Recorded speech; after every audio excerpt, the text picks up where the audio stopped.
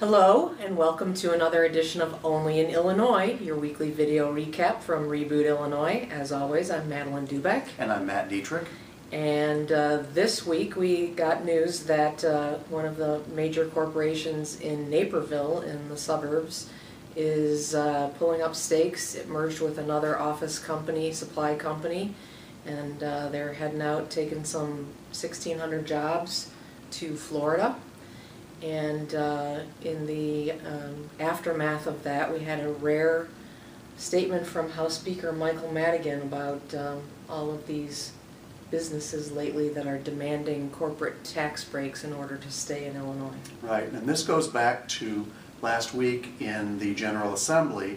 Of course, after the big pension reform bill, which was the big news, the Illinois Senate did pass a bill that contained some tax incentives for Archer Daniels Midland, for Univar, and also for OfficeMax, which was seeking $53 million in tax breaks.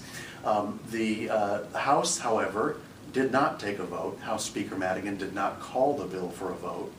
And when OfficeMax announced this week that it would be joining Office Depot at its corporate headquarters in Boca Raton, Florida, there was some criticism of Speaker Madigan for not granting the incentives which might have kept those jobs here. Of course, there's no guarantee.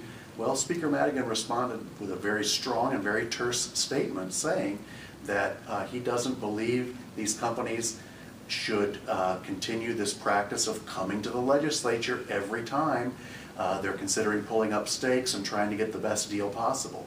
This is something that on RebootIllinois.com we've written about extensively, and it's the so-called deal culture of Illinois. This goes back several years. The biggest, most egregious examples, I guess, in recent years have been tax breaks that have been given to Sears to stay in Hoffman Estates, to CME, and to Motorola. And the big problem with these is that you have a lot of small businesses that employ a whole lot of people throughout the state. They can't hire an army of lobbyists to go to the legislature and demand tax breaks, and they feel left out, and rightly so. Sure. And then the other thing that Speaker Madigan pointed out in his statement is that it causes an additional hole in the state budget when you start granting tax breaks. Now, there's a lot of debate about how much in taxes a lot of these bigger corporations actually pay, but he was pretty emphatically making the statement that that has to be made up by you and I and individual taxpayers out there, and as we all know, the state already is $5 billion behind in paying its bills, so that just exacerbates all of that. Right, and it's all part of a fairly laissez-faire tax policy, and that was the point of Speaker Madigan's statement. It's what actually, groups like the Illinois Chamber of Commerce, a lot of business groups have been saying for years. You need set policies in these situations to avoid it happening over and over and over again. It just becomes kind of a crazy bidding war. And that's what it has become.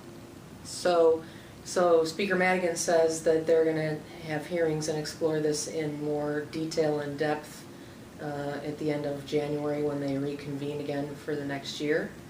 As Matt said, we have lots of information about this on our website, so we encourage you to check it out and leave your comments on this issue.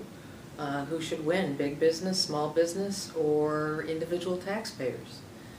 Let us know what you think. We'll see you on the next edition of Only in Illinois.